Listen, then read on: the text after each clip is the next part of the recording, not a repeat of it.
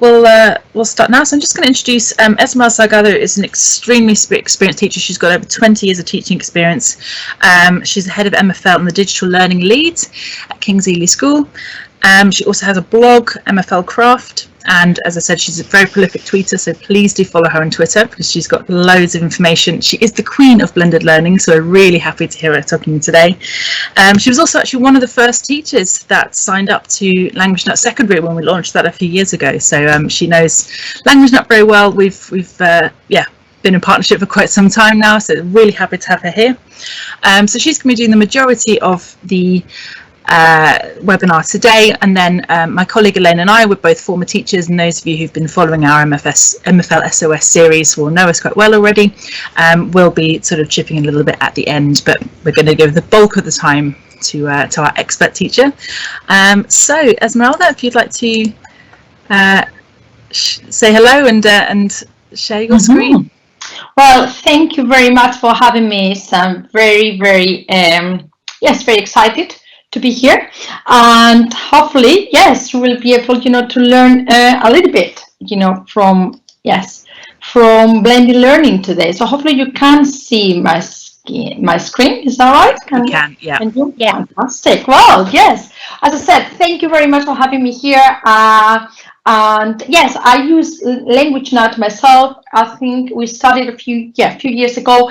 I'm going to talk specifically about Languagenut and how I use it into my blended learning lessons as part of my presentation. So rather than talking about now, I will let you go. But thank you very much. And the idea today is just to see basically how we can make the learning sticky and make memorable lessons thanks to blended learning. So let's get started. Right. So I like blended learning because I really believe, and people who seen my presentation before, they've seen this slide, but I really believe that we can give the kids superpowers. And the reason why we can give the kids superpowers is because what blended learning allows us to do is actually taking what we do in the classroom and take it beyond the classroom. So basically what we do is that we take in our input into any context. That could be the bus, it could be the school's children, house, the school, the children's house. It could be absolutely everything. And I think that is very, very powerful. Especially for the same time, we give the power to the children to be owners of their own learning. So very powerful indeed. When I'm talking about blended learning, I'm not talking about just having children in China and children here. I call that hybrid learning.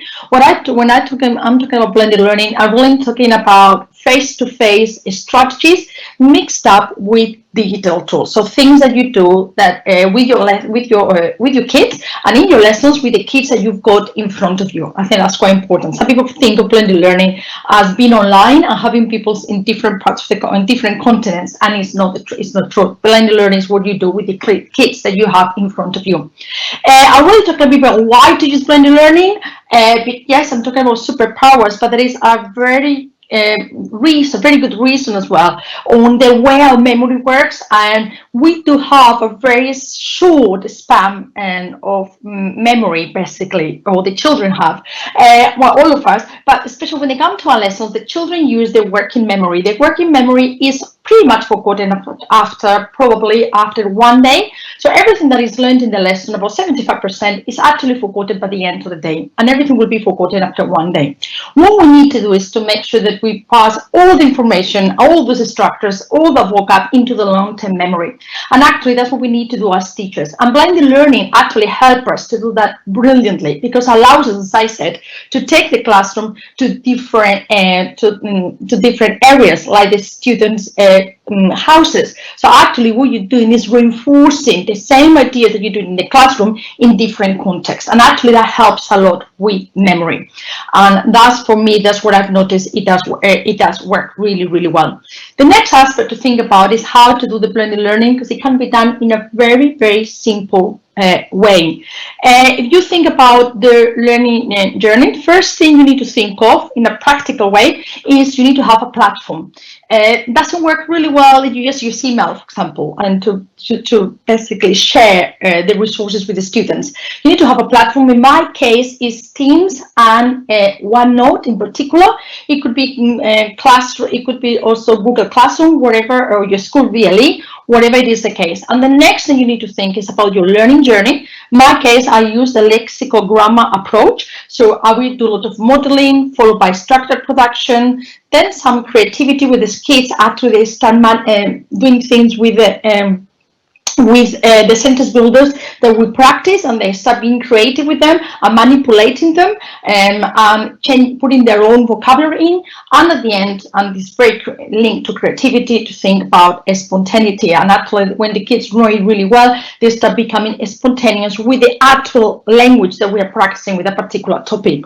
And I always say to people with blended learning to think backwards, and that means think about at the end of your unit what you want the kids to produce from a spontaneously by the end of the unit, and then think backwards from being spontaneous. How you're going to teach creativity, how you're going to teach the structured production, how you're going to teach the modeling. Then see what products are there in the market from a digital point of view, and how those products can actually help you in scaffolding all these steps. There's no point of using something fancy because it looks good or it's gimmick, but actually there is a reason for it to do it.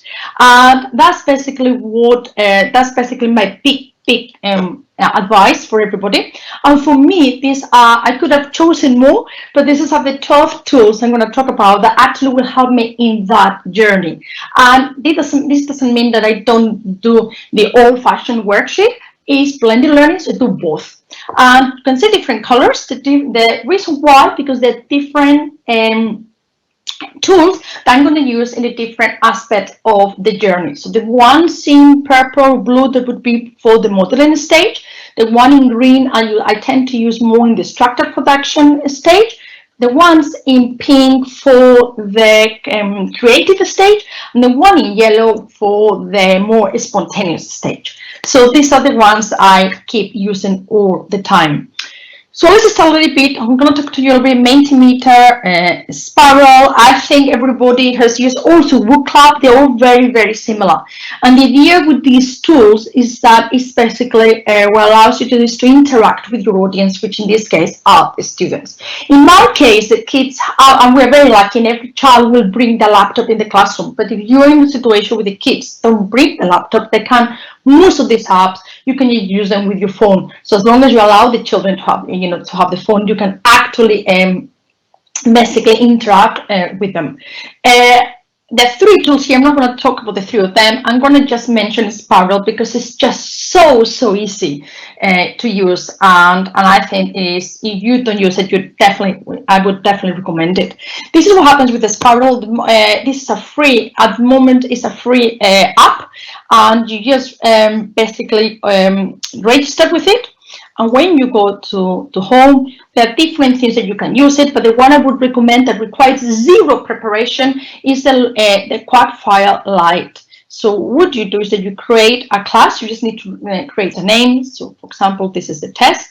And what it will do, it will create an area. The kids, and like they do with Kahoot or with Mentimeter, they just basically log on using this little code. It's always the same. And the way I use this for modeling is basically, I would say sentences in Spanish, and it's like a dictation. Very important with the new GCSEs coming. So the students basically write down what I'm saying, and all the children's answers will be coming here. I don't have time to actually try it now. Okay, we could, but basically I can see it there. And what allows me as well is to see when some of the answers are very similar, it will code them with a particular color, and then I can see on the spot all the red answers and all the blue answers will basically mean that they are similar, and I can see they're correct or they are not.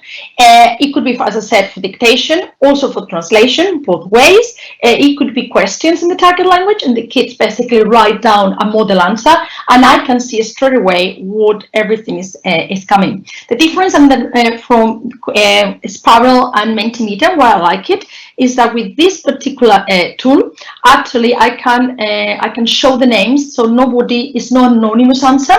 everybody. So if anyone writes anything like they shouldn't, I would know who the person is. So I think this is basically, I see it like an online digital mini whiteboard. So very, very, very powerful.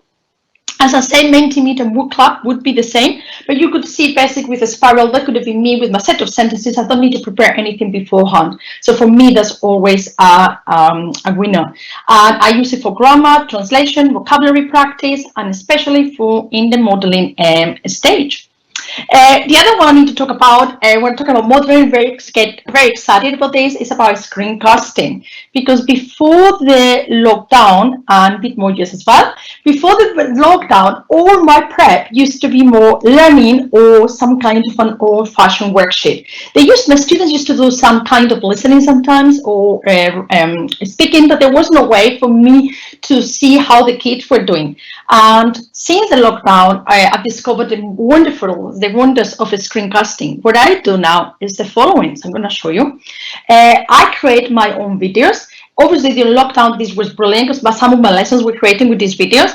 Well, what I'm doing now is that I can create videos now where I'm basically doing a translation, where I'm talking about a topic, and the kids can do that for homework. I share, and here we're talking here about having the platform. My platform, as you can see, is OneNote.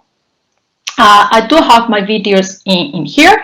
I have my YouTube account. So, for example, in this particular case, this is from year 7s. The kids, they have to repeat after me. Then they need to put the sentences into order here. They need to translate the sentences. And all this is with me using Loom and screencasting. So what I have is my all interactive whiteboard slides that I go through. It could be just me talking. They can see my face. So there is a human contact with the kids. And it's about, again, making magic, because the kids can take me to the classroom, so to the houses in the evening, and I take the subject outside the classroom, which I think is very, very powerful, very important thing. So that's one of the things basically I use Loom. The other one is speaking Bitmojis. I love using Bitmojis. Everybody who knows me, I think Bitmojis is absolutely fantastic. I think that you're going to have access to this presentation. Here there is actually a blog spot about how I use Bitmojis. I just want to show you very, very simple how in a blended learning situation this can be used. So this could be used again for homework or in the classroom in front of you. So what I do, and here's that I create my own Bitmoji video. For that, I use an application on my phone. Let me see. Sorry, it's just charging because I'm sharing the screen. It's a little bit slower. I use Speak Chat on my phone, on my iPhone, and this is what I do. Basically, I create a Bitmoji. That's it. Okay, this is my Bitmoji. And what I do with the app in my phone is that I make my Bitmoji talk. Basically, this is my voice. This is what it looks like. Normalmente, para ir al colegio, uso el coche, porque vivo lejos. Okay, so you can see that what the application does is basically once I call my Bitmoji as a photograph, it makes the photograph speak and it moves basically the mouth. I think this is quite powerful. The kids bring their headphones and very simple listening activity for modeling. So this is all the structures we've been practicing. The kids just have to write, in this particular case, just write in English what you understood. So they start doing a little bit of the summaries that they will have to do later on in A level. I start from, actually this is from a year 9. And then what you can do with this is personalize it. You have two different Bitmojis. One is talking a little bit more simpler, and the second one with more sophisticated language. This takes me literally 3-4 minutes to make with the app on my phone, and then from there I upload it into my YouTube channel, and then I just basically embed it into OneNote. Okay, so then I have here fantastic examples of modeling. That could be for prep. As I said, I use this in my classroom. We just give a few minutes for the students to create it, and then we go through it with them. Basically, and that works absolutely fantastic. Once you got your video with your Bitmoji, then you can do some app smashing as well, because you can use it in other apps, like for example, learning apps or in forms. So if I show you just very quickly, and I'm going to tell you how I did this. It's basically I'm creating now with forms a listening where I do have my Bitmojis, and there are questions on them. So basically, this is a listening activity, but it's so we do in the classroom, and it's so much more fun than just listening to a particular extract from the textbook, and it's my voice, and the kids absolutely love it because they love seeing my Bitmoji, and so it's that kind of connection with them. So that's one of the things I would definitely recommend there. If we move on now to the next stage of the journey, of the learning journey, then we go into structured practice, and for that I need to talk about Flippity. Flippity is absolutely fantastic. It's an app. It's online. It looks like this. You could create so many different activities. There are a lot of people that have been using it. This has been absolutely fantastic in Twitter. A lot of people using it in really creative ways. It's great for retrieval practice, which is basically what you tend to do in the second stage of learning. And this is, I'm just going to show you a few activities, how to use in a blended learning situation, and some activities that I do that work really well. So the first one would be the randomizer. One of the things that you can do in Flippity when you come here is the randomizer, and it comes with instructions. You just click on instructions and it will tell you basically what to do. Once you create your activity, you end up with something like this, with as many columns as you want. If you're using a lexicogrammar approach, this is brilliant, because if you're using sentence builders, you can have a column for one of the things creating your sentence in your sentence builder. And what we do as a whole class first, I just go to the kids, I just whole class. In this case, they have to translate it into Spanish, and they have to conjugate the verb at the same time. We do this orally. I can do this with mini whiteboards. I can put this together and do it with a spiral if I want it as well. Okay, very simple. But the powerful thing about this is that this is a URL code thing that is there, basically an address. Then I can share this with the students, and then the students can do the activities then in pairs in the classroom with their own computers or their phones, or they can do this again at home as a homework activity. Instead of English, this could be in Spanish or in French, in target language, and you can have as many columns as you can fit in a screen, basically. And sometimes you can create sentences. It could be in Spanish, for example, and you can ask the kids to read the sentence. If the sentence doesn't make sense, because sometimes you may end up with something funny with a randomizer, then why cannot make sense? Can they make then a sentence that actually makes sense? Then you can make it as well, in this case, with grammar. I use this all the way with A-level students in a fun way, so we can practice sentences and verbs in the subjunctive with very complicated sentences to more for A-level. So it can very good use or way of using it. The other one I would choose as well would be the random picker, which is basically this one here. This is supposed to be for random, so basically for names, but I think it's very boring. So I thought instead of names, why can't we use words in there? And the idea here, the way I use this, the words can be in Spanish, but it could also be in English. I just go, this is for my year 11, the topic of environment. And the idea is, first I go very slowly, and they just all together as a whole class, very quickly, what does it mean? So we just go through this, and they just tell me what it means in English. Then I start going quicker, then quicker, then quicker, then quicker. And then basically, they just practicing the vocabulary. That's one stage. The other stage to do this is that actually there is a little timer in here. And then I give them a few seconds, for example, like 10, and they have to tell me a sentence using that particular word. And they use that in whiteboards, and I want to see where everybody is basically writing. And then we go to another one, and then I stop, and then we can go back and start again. 20 seconds, can you write down another one and another one? If you want to make it more complicated, you go groups of 2. So now what you have is you need to write a sentence using these 2 words. Then you make it more complicated. Groups of 3. Can you write a sentence or a little paragraph using this? Or groups of 4. Or groups of 5. And so I think you can see, how really this actually works really well. It could be in Spanish, it could be in English, but it's basically working with the vocabulary. And I've used this all the way again to A-level as well.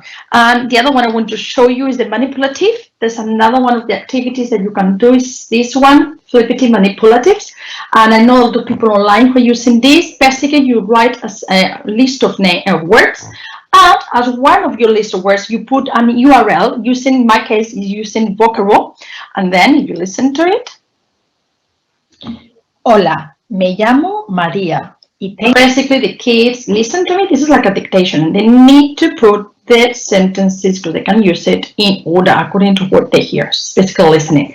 Instead of the vocabulary, that could be my Bitmoji talking, because a YouTube video, anything with an URL with audio or video, Flipgrid will convert the specific words, basically will make it part of your manipulatives. So you have the list of words that you make with Flipgrid plus your vocabulary or your YouTube.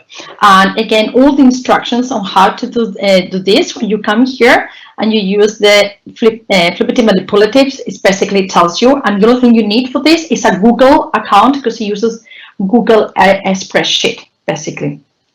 All right, so how do you do this in a blended learning? So I do obviously some of these things I can use as a whole class, but oops, sorry, I just want to show you again how this is used in blended learning with a pattern, with an example. So this is my lesson from the 3rd of October. Don't remember which year it is now. We'll see come back in a minute. Okay, this is my platform. And we do these things as a whole class. So I demonstrate, I'm modeling what I want them to do. And then the kids, what they do, this is my year 10 class. There is the URL from all the different games. And the kids come here now. And what they do, what they did for this particular one is actually they play in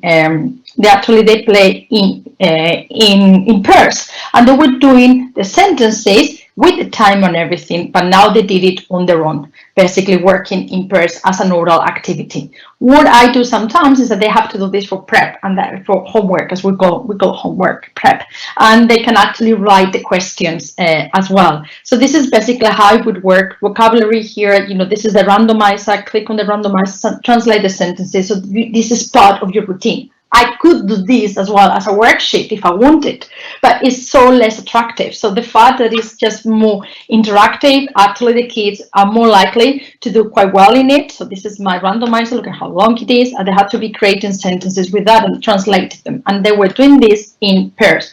While they were playing, and remember when I did this, they were playing Piedra, Papel, Tijeras, which is the old game of scissors and a stone and paper. So actually, you know, whoever won had to translate the sentence. So basically, that is one of the things I do use. So let's see another one there. Another one then from I think I've got here is learning apps. I'm gonna go very quickly with learning apps. I think everybody knows learning apps. Basically, learning apps, just for anyone who doesn't know, it allows you to do the following. You create an app, allows you to do this. There are different basically templates. You basically pick a template, you fill in your content, basically your activity, you save it and you share it with your students.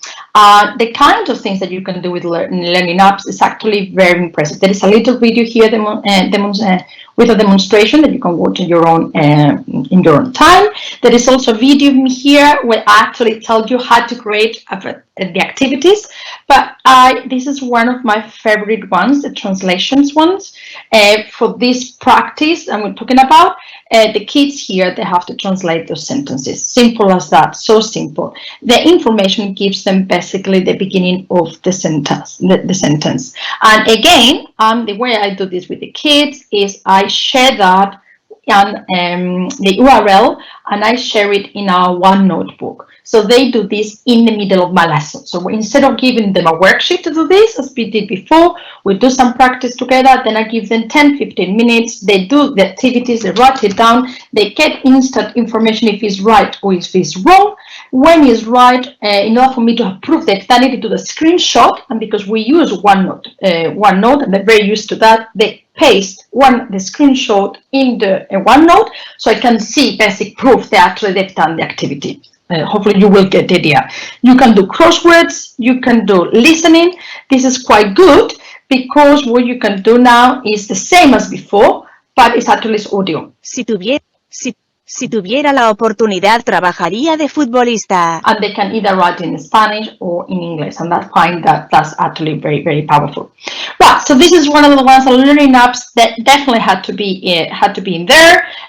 Then we have Wheel of Names. Wheel of Names are very, very sweet, simple activity that I use a lot in my lessons. So this is what it looks like. Again, you got a video here on how I create one. This is how I use it. So this is, I create my wheel of names. It takes literally 5 seconds. This is, remember, we are in the structured practice. What I want the kids now is to practice all these structures over and over again so they become spontaneous and creative eventually by the end of the learning unit. And in this case, I have to translate this. So we do this. Okay, so we have to translate this, and we do this again as a whole class, either orally or with whiteboards. Hopefully you can see my way of working. And then once we do this for about 10-15 minutes as a whole class, again, this is an URL that you share with your students. And what I do here is, come here, and I just put it in my blended learning, in my OneNote. And then the kids do this in pairs again. So they basically translate it with each other. Sometimes what I do as well is after they do it for about 10 minutes oral practice, then I ask them in the OneNote to actually write down the translation. So they're doing it, they're practicing the writing, which works very well in Spanish because it's a phonetic language, actually. So the writing, I think is, I do a lot of writing in lessons to make them learn the actual vocabulary. So this is, and sometimes I do as well, plain stone, paper, and scissors. So basically they do the wheel of names, the kids basically click on the link, it takes them here, and they do the translation plain, piedra, papel, tijera. So, and then they do it in writing. So it's also all about repeating and going over and over again. And then what I like as well is to use it with classroom screens. If you come here with classroom screen, with wheel of names, not only you can put words, you can also have images. So this is classroom screen. I do have the name of my students here. Someone just picked up, someone then gets basically the wheel, and they need to tell me the sentence. This is something we did in year 7. And we do this as a whole class again, basically all together. That will tell me I like goals. Okay, so this is one of the things as well that I tend to use a lot, right? So as I'm conscious about the time, I'm going really quickly. Quizlet memorize, probably going to leave this till the end. I think everybody knows basically how it works. Then I'm going to jump to quizzes. And now quizzes, again, allows me to do and forms and carousel learning. They're all platforms that you can use to create a lot of quizzes. Again, you got a video here on how to create one. I just wanted to show you not the example of the carousel learning, because there is not a lot of how I do oral practice with quizzes, which actually works really, really, really well. So this is what I do. In quizzes, you can record your voice. Okay, so this is what the kids do. Again, I share the... ¿Tienes móvil? ¿Para qué lo usas? So basically, this is me, but I recorded simple the questions I normally get for GCSE. I share the URL with the kids. And the kids, what they do, this is a raw answer, they just would say what they would say. It's a little bit of practice. What they would say if they were asked a question, okay? So they just go, they go to submit, and then they go to question number 2. Then it doesn't mark itself, obviously, for a reason. ¿Qué peligros y ventajas tienen las redes sociales? Yeah, it doesn't mark itself because it's an open-ended question. So it cannot mark itself. But I don't care, and I wouldn't go back and to see what they've written. I just want them to practice this vocabulary, and then once they've done it in writing, then we do it in a normal, in blended situation in the classroom with their laptops.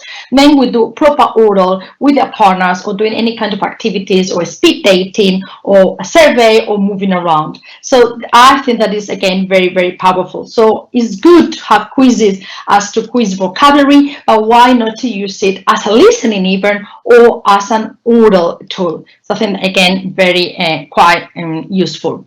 The other one, then I'm gonna talk about Languagenut, and then I'm gonna talk about generally and tech toys. And Languagenut, I use it. This is not free, as you know, but actually is so good. I don't use this one now anymore for the practice area. I use this more for the creativity. I'm going to show you how I use it basically. Languagenut basically what allows you is basically a website, and it will have, is populated by a lot of different activities that you can have with listening, with reading, with vocabulary, and as well with sentences as well, and that actually that dictation basically. So what you do is that once you log in, okay, you basically create activities that you create for your students. It's got all the different languages. So when you get your license, you obviously say which languages you want to use. I love Languagenut because it's one of the few actually platforms that goes all the way from Key Stage 3 to Key Stage 4. And I think that's very good because the kids, by the time they come to year 10, they're very used to Languagenut because they've been using it in year 7, and year 8, and year 9. And you can practice exam skills, you can practice sentence building, which I think is actually very good. Key Stage 3, Key Stage 4. So if it's Key Stage 3, for example, you can choose it, say, for example, the topic.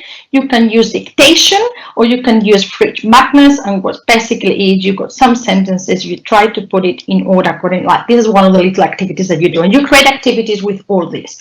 Why do I like it? Because so far everything I showed you is about creating activities with the vocab that you want the kids to use. When they come to use Languagenut, there will be some vocab they haven't encountered, and I think that's brilliant, because what I ask them to do is when they're using Languagenut, they need to open Quizlet, and every one of my students has got a Quizlet account, and they have what I called a random Quizlet per topic, where basically what they do is that any vocab that comes up that is not in the sentence builder, but to do with the topic, they need to make a note of it. So when they're doing these listening activities within the Languagenut, or they're doing say exam skills, they can do listening, they can do reading. When they will encounter a lot of new vocabulary, and that's absolutely fun. I ask them, go there, find out what it means, and add it to your sentence builder. And then we do this as part of the lesson. We do a session of 20 minutes. At the end of the 20 minutes, okay, I can basically, we have a little bit of a brainstorming where we come all together and we just said, okay, tell me the vocab that you've learned. And I think that's very, very powerful. And it's not completely spontaneous, but it's more creation now because it's new vocab coming to play. And the good thing about this in Languagenut is that at the end of it, you only use it in, basically you don't need to share anything. The kids will get a password they get at the beginning of the year, and once they log in, they will see assessments that you created for them. So it's actually really easy. You don't need to share anything in any platform at all. And then you can see as well the performance. So all the performance from all the students will be there, which I think is brilliant, especially now that we got these tags coming. Actually, I'm using some of my Languagenut evidence of how the kids have been doing over the different activities. So I think that is a really good thing. It self-marks, it's a winner. And yes, another great way to revise the vocabulary and the structures. Another one I really like to use as well is Genially. Genially is brilliant. I am a Genially ambassador, although I'm not as good as other people on the web, like Maria Alirod or Julia Morris, but I do like Genially, especially, and I've got another video here how to use it for board games. You can create escape rooms with this. Now we are getting into gamification now. And this is how I use it. For example, this is a snakes and ladders activity. Once you got into Genially, that is an element that you can pay for, the pro, but there are a lot of free templates that you can use just for free. Basically, they're free. And one of them is snakes and ladders. So this is all created for you. So the only thing you need, this is basically a game. You move, you can have as many counters basically as you want. Here's only 2. Then you do have a little dice. I know it's slow because I'm sharing the screen. And then every time they count a little thing, something pops up. In this particular case, was about translating the sentences. Sometimes I put here questions, like here, ¿Cómo viajas para ir de compras? And you need to use that particular word when you do it. And it's basically the way I do this is shared and it gets embedded into OneNote. That's why I like it as well, because it looks really cool in OneNote. The kids are playing in groups of 2, 3, and 4 in the classroom, and it's basically like a board game but on the screen. They only need a computer per pair or per group. So one of the kids will share the computer, which I would say at the moment I try to do it in pairs because otherwise they get too crowded. We don't want people to be too close to each other. So we normally do it in pairs, and they're just basically using our game board that they don't need to use. You don't need to sanitize because it's obviously online. So I think that's very powerful. And there are a lot of different templates. You can also do escape rooms with this. But for escape rooms, actually, I prefer to use the wonderful deck toys. Okay, so this is the one I use for my gamification, and I'm going to show you how deck toys is, because it's actually I'm very excited for deck toys. It's one of my favorite ones as well. You got here a little demonstration how it works. There is also, I thought I have put it there, but there's a video that I can direct to you. Email me, you send me, contact me through Twitter on actually how to create a deck toys, how to create activities. But this is how it looks like, and I'm going to show you one for year 13, just to show you that you can do games with A-level students as well. So this is what, yes, I'm going to reset activities. So this is what it looks like. You create this basically. All right, you put the photograph in there, and it's actually released. And I do have a video showing you step by step how you do this. The students come here, and it tells you basically the different tasks that they need to be around. They need to pick up some keys because they need to escape the island. In order to do that, as can you see that as you complete the path, the different activities become visible. At the moment, they are like invisible, and this is where I like it so much. I always put them something in there to like a little question to enter, and this is what they get. What I've done is basically an exam question reading, and I get very excited for this because I think it's fantastic. Instead of giving them a past paper, how boring is that? I'm now trying, and I'm going to use the same thing with the year 11s when we come back up after Easter. I'm using past papers questions and putting them into deck toys and creating an escape room with that. The way I did this is basically is using a snipping tool. I went to my past paper PDF and I just took a picture of the actual reading. So this is for A-level, and I created now 3 questions that deck toys allows me to do. The kids come here and they need to answer to the question there. So they press submit. Okay, then go to the next one. Obviously it's open. I do have access to this at the end. The children will go, you share your deck toys again with a specifically URL address, and the children need to log on using the Microsoft account or their Google account, login details, or as a guest. But there as a guest, you cannot see what they've written. So basically at the end, you go for every student, all the names and all the entries that you are doing here. So what they're doing, can you see there's a little key here? So when they come here, they collect a key that we'll need later to escape the room, and or well, not the room, the island. So you go to the next question. It's again the same reading, but more questions. What I've done is I've divided, and you go on, and then once you click on, just to show you what the effect is, and this is the answer, and this is the answer for here, and this is the answer for there. I do this in the classroom, and we try to do as well. Sometimes I do it even as just as another one. Okay, so it's actually 9 questions. Once they finish, okay, it wouldn't show here, it will become green because they would have finished. I haven't, and this one will open. And for example, because I'm a teacher, I can actually go through it. There is a little question here like who, ¿quién sucedió a Franco como jefe de Estado? Who basically succeeded Franco as head of state in Spain, of course, who's the king, Juan Carlos. It's a little bit of cultural questions. And in this particular one, again, is another question from the exam. Instead of a reading, this is the summary. So they need to basically read the little summary from the exam paper. And then what they have here is they need to answer these particular questions in a summary. And they have a little bubble for each one. So they will write down what that is as a summary. And this is brilliant as well because it's only 500 characters. And for the summary, normally they tend to write too much, but they can't write too much because deck toys won't allow them. So I think that's quite good. And they need to be finding basically the keys. There are 3 or 4 keys. And at the end, when they finish them all, they just need to come here and they need to find basically where there is something there.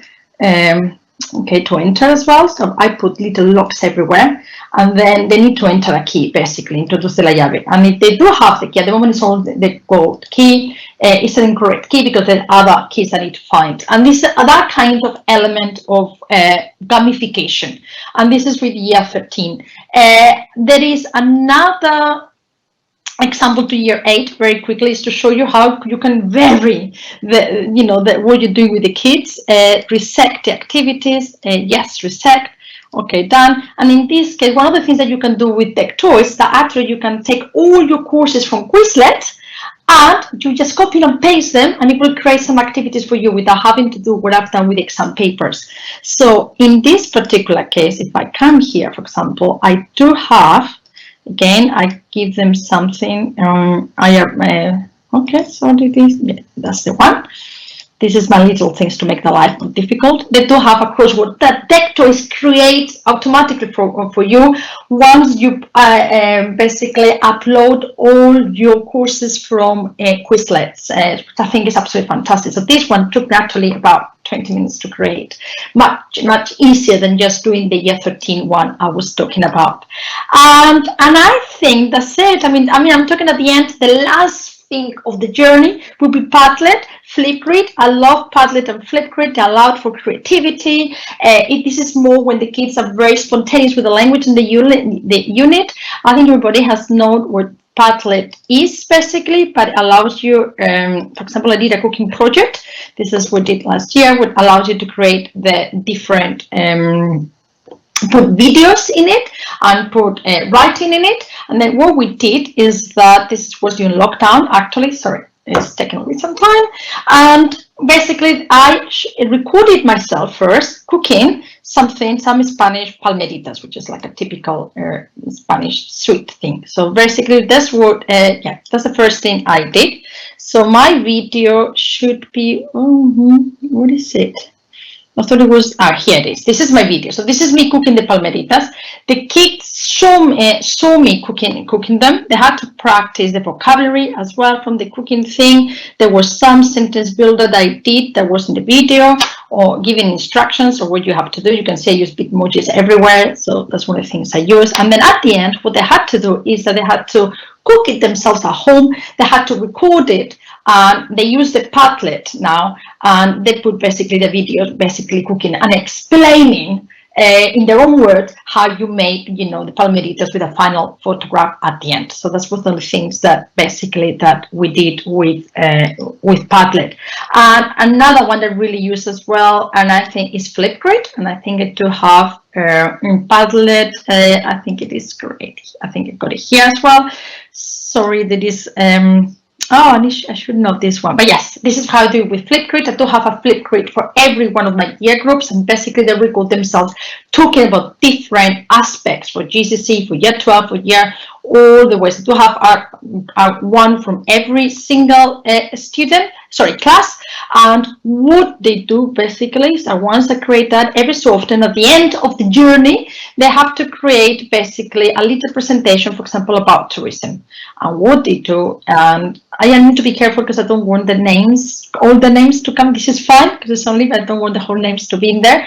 They basically, the kids, what they did is that they uploaded themselves talking about the cities in this particular one. And this is a really good way, simple way. If I go on to this one, for example, to show you. Okay, sorry, that is, I think it's going to take some time. I'm not going to be able to. Yes, it's taking some time because I think I'm sharing, so it's a little bit slow. But basically, the students is them talking about mini presentations about different topics, and that works actually. Oh, here it is. I was just trying to be very. Visita Ely. So yes, so that is basically that what the kids did. So they put. Ely es una ciudad en el este de Inglaterra. Es un lugar muy pintoresco y tranquilo. Mi ciudad está cerca de Cambridge, and Cambridgeshire es más. Okay, so this is by year 9 talking, and yes, so some of the things basically that, yes, so they... Visita Ely, ciudad histórica. Ely es una ciudad en el este. So that's basically the idea. This is more interaction, talk about the topic at the end of the journey, really. And I think with this, yes, with this one, it should now. Okay, sorry, this is the end of my presentation. I do something, I don't know why I didn't go there at the end, but you can, yes, I just want to say thank you at the end. I don't know why it's taking me, it didn't work, Malnik. I guess that's the one, okay? So that was it basically, and the idea, hopefully you got some practical ideas.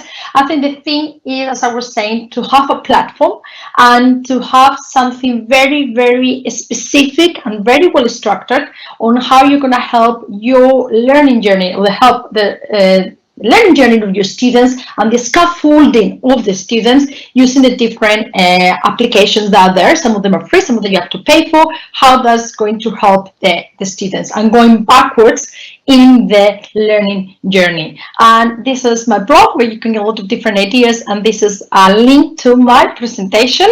And I think that's it, Zoe. So you can take me out of here. Sorry, that was a bit too fast. There was so much to talk about. No, that's lovely. Thank you so much, Esmeralda. That's really, really helpful. I'm just going to share my screen. So that's absolutely brilliant. And what I'm going to do is I will. So I'm just sending myself live here. That's for some reason the feed isn't changing. And yeah, I'm just going to talk very quickly about a little bit about Google Translate, which is one of the challenges that people can come across. I'm not sure why I can't seem to send my my camera live, I'm afraid. Bit odd, but there we go. But never mind, so you can still hear me anyway. So yeah, that's really helpful, and we've had a few questions through. So what I'll say is I'll quickly talk about this. If anybody has any more questions for Esmeralda, please add that into the Q&A in the chat, and then we'll ask Esmeralda at the end if that's all right with you. Mm-hmm. Brilliant. Tell you what, I will just send. There we go. Now this should be able to. Right. Just 1 second. There we go. Good. Excellent. So you can see me in the slide. So yeah, thank you so much, Esmeralda, for that. It's really useful. One of the things that's come up time and time again from teachers is the particular problem of Google Translate. And we've sort of collated a few different tips and things that we've used ourselves in our teaching careers. And when you're doing blended learning, if you're using it for writing, I know a lot of teachers have found it very frustrating, and they've actually stopped setting writing through any kind of blended learning because of the problem of students just using Google Translate or other translators. And that can be really frustrating, and it's a real shame because actually blended learning is such a powerful tool for writing, as well as other skills as well. So a few tips here which might be useful to you. If you have any as well, please do add them in the chat. So first ones are about if you're using it for translation. So if you want students to use translation, and maybe even if you're not actually using blended learning, and you're doing it in your books, but you worry that students are actually using Google Translate anyway. One of the things you can do is, if you go to translation text for them, use the snipping tool or something else like that, which turns the translation text into an image, and you set that on your on your homework system if you have an online homework system. And what that means is it's not completely foolproof. It means that they can't copy and paste something and put it into Google Translate, so they do have to type it out, which is very tiresome. And any little obstacles you can put in the way of Google Translate just being the easiest thing and quickest thing to do, that can help. Another thing you can do is quite a very devilish little trick that you can do is to add some kind of word or phrase. It could be something like "I cheated," or it could just, if you feel that's a little harsh, you could pick some kind of very random word which would definitely not appear in this text, and you put it in white, like in the white font, and the smallest font that you can have, so that students can't see it. It just looks like a slightly bigger than average space. You add that in the middle of the text somewhere. When they copy and paste it and put it into Google Translate, it will come up and it will be translated. So if you're reading your French text, for example, and then the words "j'ai triché" suddenly come up, or a random word, you know that they've used Google Translate, and that's a really powerful bit of proof.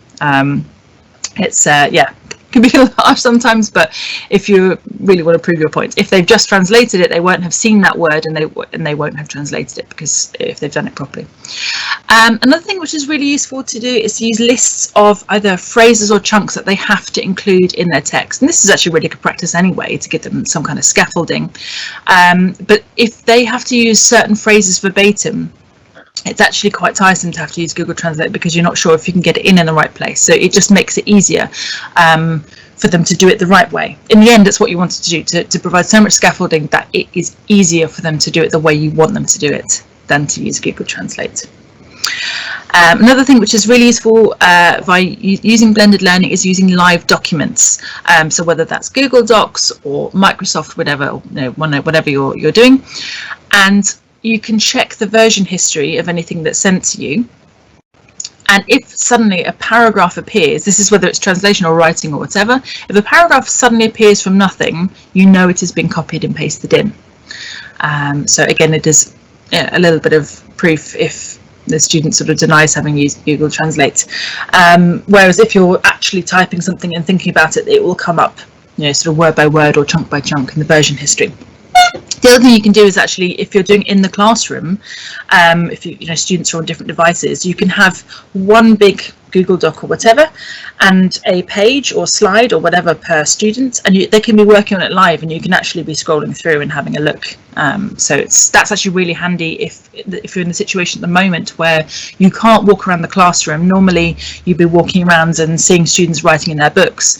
If they're all working on their own slide, you can still stay at the front and be in your safe zone, but you can watch them live, and you can offer actually very discreet feedback. So this isn't just about trying to beat Google Translate. This is actually another really useful way to give feedback as they're writing and to try and give that individual attention, which is so difficult when we can't walk around the classroom. It depends on what your school's rules are, depends on where you are. The next tip is if it's something's been done for homework and you want to check if it has been Google translated, doing a spot check of a random word. So you point to a word, what does that mean? If they have done it the way that you hoped to have done it, using whatever resources you were hoping them, either whether it's looking up in actual dictionaries or using your sort of sentence builders or your vocab banks or whatever, they should be able to tell you what that word means. If you have Google translated something, you don't know what each individual word means because you haven't gone through that process. If you are getting students to submit something online, then using tools that disable copy and paste can be really useful. We've disabled it in Languagenut, so in all the writing activities you cannot copy and paste, and I know that lots of other ones do as well. I'm sure that Esmeralda will, as the expert in all the lots of different tools, she might be able to let you know which ones use copy and paste or not. And then finally, be really persistent and refuse to mark anything that has been Google translated. So if in the end, if it's more a bother, if you know this has been Google translated and you refuse to mark it, you don't have to be nasty about it, but just, well, I'm not marking Google's work, I need to mark your work, you need to do it again. It again becomes more hassle to use Google Translate than not to use it. And some techniques that you can use to know, obviously there were the ones I've just mentioned, but also if you copy and paste from Google Translate, the format is very slightly different. It's usually slightly grayer text and has a very light grey background. You can see I've put the word format in that because I've copied and pasted that from Google Translate. Obviously, some of them will get wise to the fact that you can merge the formatting if it's a Word document, for example, but that's just something to look out for. And also there will be telltale signs. So if you have your year 7s or year 8s who are using words like fü in French or ging in German, that's a pretty sure sign that they've used Google Translate, or an inappropriate register. So often questions being formed with the Sie or vous form when you haven't been practicing that. If you've always been practicing, quels sont tes passe-temps, and they suddenly say quels sont vos passe-temps, it's a pretty clear indication that they might have used that. So these are just a few tips for that particular area of blended learning. I'm now going to pass back to Esmeralda. If you're happy to put your you're brilliant. Thank you. So I'll put you live again, and we've got some questions. Which so first of all, I have. Sorry, let me just find the questions that come. So one of the questions is: do your children always have devices in each class? We don't in my school. Pupils at home accessing the devices, but pupils in lesson not allowed to have their own devices, or they need to book a computer room. Do you have any tips for that? We do have, actually, I feel the pain because we do have everybody with a laptop from year 9 onwards, but the year 7s and the 8s, there's no need. So when I come to the classroom, about half of them don't have them, which is a little bit of a pain. When that happens, I ask them to use the phone. If you notice, most of the things I use is either things that need to snip, to spin, or there are more things that they actually we do orally. It's like a game kind of thing. So with a phone, actually, it's not ideal, but they can get by. And at the beginning, there was like a ban on phones in the school, and actually been very actually been not fighting, but really going for allowing these children to use the phone, especially now in this new era of technology. And they use it responsibly. I mean, it's obvious when they should be using it and they shouldn't be using it as well. And it's obvious as well when they're doing what they're supposed to be doing and they are playing something or doing something they shouldn't be doing as well. So I encourage the kids to use the phone. If your school doesn't allow you to do so, talk to the SLT in your school, because if you give them and you tell them the reason why, I'm sure they can change the policy. Brilliant, thank you. And another question is from Steph. If you set these interactive tasks as homework, how long do you expect your students to spend doing them? Whatever time is speculated in our homework policy in the school, which is basically, I think it's 30 minutes for Key Stage 3, and I think it's 50 minutes for Key Stage 4, and A-level between about 3 hours, basically, throughout our week. So anything like a normal prep, normal homework, is no more, no less, but it's just different. And if I'm using things like learning apps or things I cannot see later on if they've done it or not, they need always to have a screenshot. So I know they've done it, and they put it in their OneNote. Brilliant. Thank you so much, Esmeralda. That's really, really helpful. There was one more question from Myla, which is whether you'd recommend Languagenut for younger pupils, so year 5 and year 6. And yeah, the answer to that. There's a primary part of Languagenut that actually has got little wonderful stories. Exactly. So actually, it works really well. Yeah. So I would recommend. I mean, the reason why I like, as I think I said it, the reason why I like Languagenut is the one that we have the secondary version, not the primary one. It goes all the way through. So if they got them into primary already, I think it's brilliant, because they get used to it, and the password is always the same. So you have the same kids. Some of the kids have got the same password all the way from year 7 to year 11, which is very, very handy. They've become so familiar with it, and I think it's a fantastic way to reinforcing the listening, the reading, the vocabulary that comes away from the sentence builders, which I think is very important for them to become creative with the language and start manipulating the language. Brilliant. Yeah, well, thank you for your recommendation. That's great. Yeah, so we do have primary. This session today, as with all our MFL SOS CPD sessions, they're not product demos or anything of Languagenut, but obviously, as a company of a lot of ex-teachers in it, we have created the sort of tools that we would have liked to use when we were teaching, and so we do think they're useful. And if you are interested in using Languagenut, you can contact my colleague Dan, or visit Languagenut and get a free 30-day trial if you would like. We've just run out of time there, so thank you very much for everybody who's joined us. Thank you so much, Esmeralda, for your fantastic presentation, all those amazing tips, really, really practical. I think you've inspired lots of teachers, given a little boost to the last few days of this term, and those of us who've joined for the holidays. So thank you so much for that. Thank you for having me. You're very welcome. This session has been recorded as well, so it will be available on our website for tomorrow. If anybody, if you've got colleagues who didn't manage to watch this, and we'll send it out. And Esmeralda has also very kindly put the links to her slides in the chat as well. So if you want to go back and remember some of those different resources, some of those ideas that she had, please do. Thanks very much. Have a lovely Easter holidays for those of you who are taking those, and hope to see you very soon for another MFL SOS webinar.